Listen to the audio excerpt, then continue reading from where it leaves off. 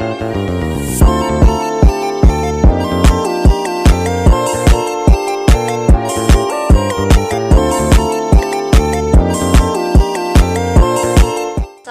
warahmatullahi wabarakatuh. Selamat siang semuanya. Perkenalkan, nama saya Devianti Safilsa. Saya akan menemani kalian semua dalam podcast hari ini yang berjudul Hakikat Profesi Pendidikan. Nah, sekarang saya sedang bersama narasumber yang keren banget nih. Nah, boleh dong Kak untuk perkenalan dirinya. Halo semua, perkenalkan nama saya Rini Permatasari. Saya ini merupakan mahasiswa aktif Universitas Sriwijaya, Fakultas Keguruan dan Ilmu Pendidikan, program studi Pendidikan Kimia. Halo Kak Rini. Nah, Halo. Kak Rini sekarang ini tuh sudah menempuh semester 4 ya Kak? Ya, benar sekali. Benar sekali. Nah, kebetulan banget nih kan Kak Rini dari Fakultas Keguruan dan Ilmu Pendidikan nih. Nah, menurut Kakak apa sih profesi pendidikan itu atau hakikat dari profesi pendidikan itu? Oke, bagus banget nih Kak Devi pertanyaannya. Nah, menurut saya profesi pendidikan adalah suatu pekerjaan yang melibatkan proses mengajar, membimbing, dan juga menginspirasi peserta didik untuk mengembangkan potensi diri mereka. Nah, potensi diri mereka ini bisa dikembangkan secara maksimal dengan melalui proses ini. Nah, profesi ini tidak hanya berfokus pada transfer ilmu, pengetahuan, tetapi juga mencakup pembentukan karakter, pengembangan nilai-nilai moral, serta keterampilan sosial dan juga emosional para mahasiswa.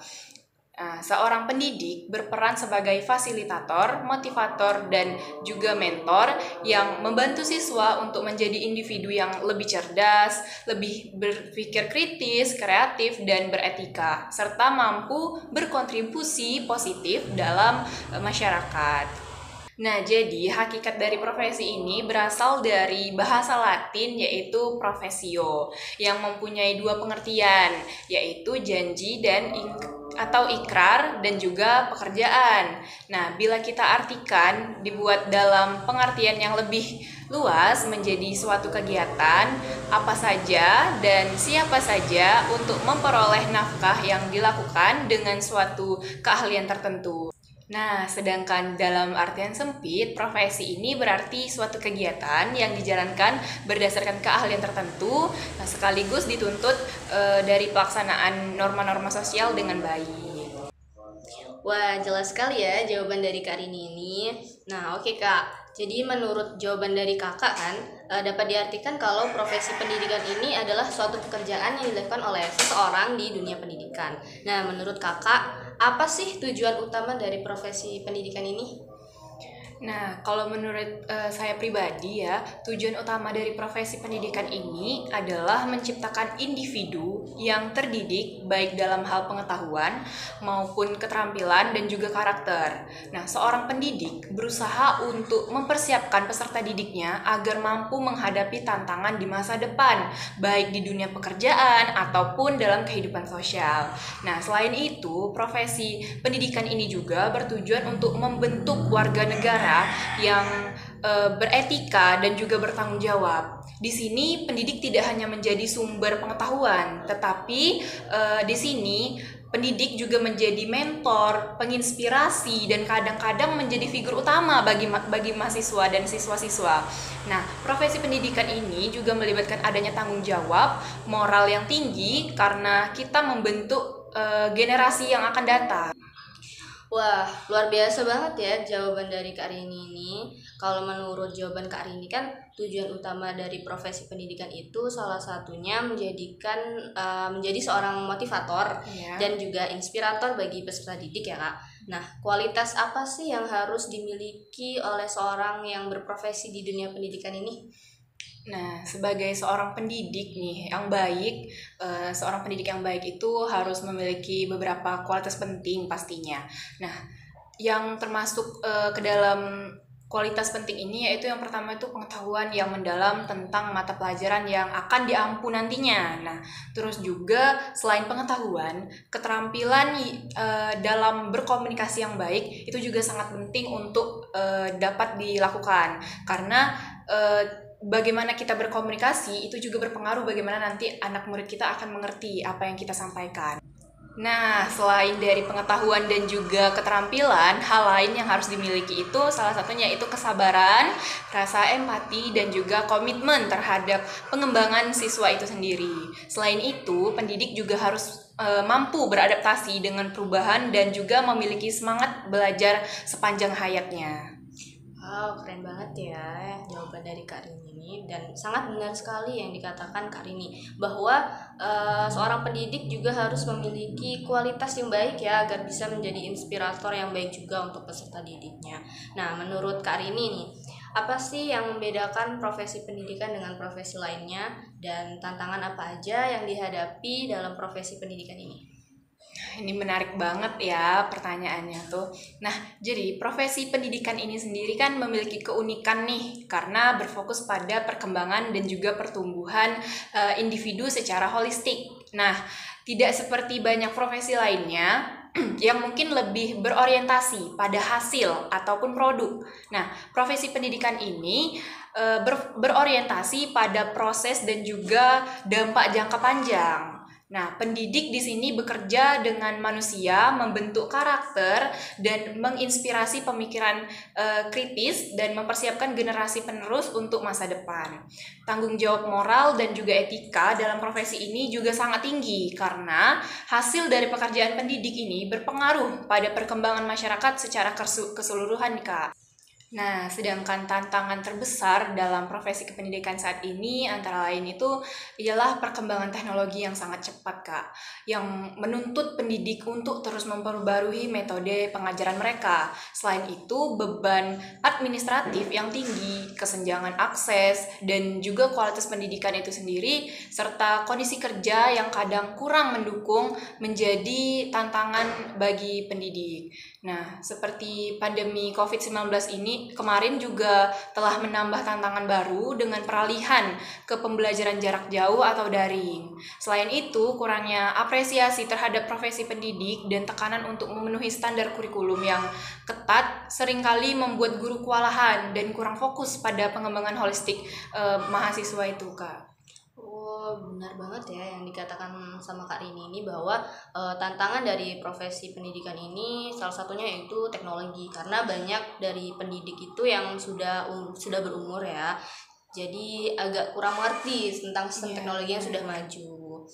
Nah, untuk Kakak nih ya, penting nggak sih profesionalisme dalam profesi pendidikan ini? Dan kalau penting, menurut Kakak tuh apa alasannya? Nah, oke. Kalau menurut saya pribadi ya, semua profesi atau pekerjaan itu harus memiliki profesionalisme. Begitu juga dengan profesi kependidikan pastinya. Profesionalisme ini dalam profesi pendidikan ya khususnya sangat penting untuk memastikan bahwa proses dari belajar mengajar berjalan efektif dan juga efisien. Seorang pendidik profesional selalu berusaha untuk meningkatkan kompetensi dirinya, mengikuti perkembangan terutama dalam dunia pendidikan dan juga menjunjung tinggi etika profesi. Ini tidak hanya penting untuk kualitas pendidikan pastinya, tetapi juga untuk menjaga kepercayaan masyarakat terhadap institusi pendidikan. Wah, benar sekali ya jawabannya dari Kak Rini ini, bahwa memang semua pekerjaan itu harus dilakukan secara profesional agar hasilnya juga dapat lebih baik. Nah, menurut Kakak nih, langkah apa yang bisa dilakukan oleh seorang yang berprofesi dalam dunia pendidikan itu untuk menjadi profesional atau untuk meningkatkan profesionalisme mereka? Nah, kalau dari saya ya, ada beberapa langkah yang dapat kita lakukan untuk meningkatkan profesionalisme dalam profesi pendidikan ini sendiri. Nah, yang pertama itu melakukan pelatihan dan juga pengembangan berkelanjutan. Nah, di mana hal ini itu memberikan akses yang lebih luas dan mudah bagi pendidik untuk mengikuti pelatihan dan pengembangan profesional secara berkelanjutan. Nah, ini termasuk workshop, seminar, dan program sertifikasi yang relevan. Itu salah satu contohnya. Nah, untuk langkah yang kedua itu ada peningkatan kesejahteraan guru. Nah, meningkatkan kesejahteraan guru ini melalui pemberian insentif, tunjangan, dan penghargaan yang layak lah untuk para pendidik. Nah, kondisi kerja yang baik akan membuat guru-guru itu termotivasi untuk terus berkomitmen pada profesinya. Nah, selanjutnya tuh pastinya dukungan teknologi, Kak, karena teknologi kan sangat penting ya untuk zaman sekarang gitu. Nah, memfasilitasi akses dan penggunaan teknologi dalam pembelajaran untuk mendukung metode pengajaran yang inovatif dan juga relevan dengan perkembangan zaman yang semakin pesat ini. Nah, selanjutnya itu melakukan penguatan komunitas profesional. Nah, hal ini tuh mendorong pembentukan komunikasi atas sesama profesional di antara para pendidik untuk berbagi praktik terbaik, pengalaman dan juga saling mendukung dalam pengembangan profesionalnya. Nah, yang selanjutnya itu ada melakukan evaluasi dan juga feedback nih, Kak. Nah, hal ini itu menerapkan sistem evaluasi dan feedback ini untuk membantu pendidik mengetahui kekuatan dan juga area yang perlu ditingkatkan dalam proses pengajaran mereka. Jadi mereka bisa melakukan evaluasi.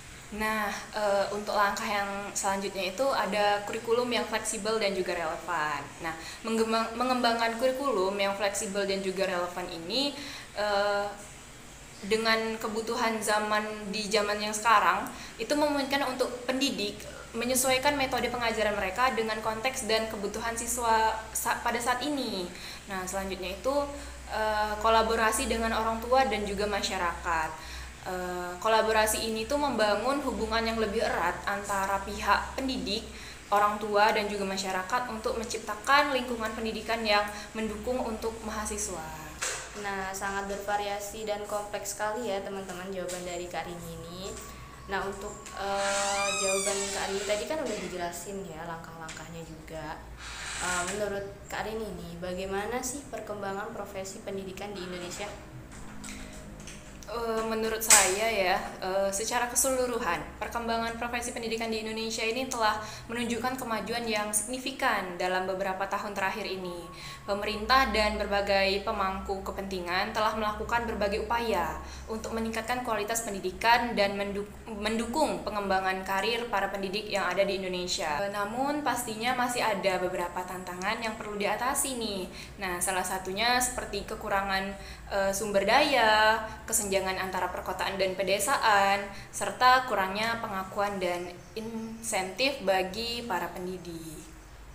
Oke, baik Kak Rini. Jelas sekali ya teman-teman semua jawaban yang sudah diberikan Kak Rini ini. Boleh deh Kak untuk mengakhiri podcast kita, closing statement deh dari Kakak ataupun harapan untuk profesi pendidikan di Indonesia ini untuk kedepannya. Oke, baik Kak ya.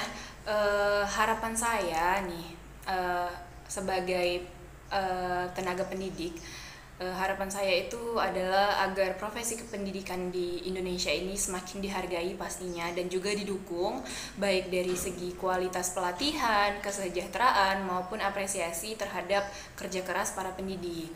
Dengan dilakukannya demikian itu kita dapat menciptakan generasi penerus yang lebih baik pastinya, cerdas dan juga berkarakter. Semoga setiap pendidik merasa bangga dengan profesinya dan terus bersemangat dalam mendidik anak-anak bangsa. Wah, terima kasih banyak ya Kak sudah memberikan informasi yang sangat bermanfaat bagi kita semua.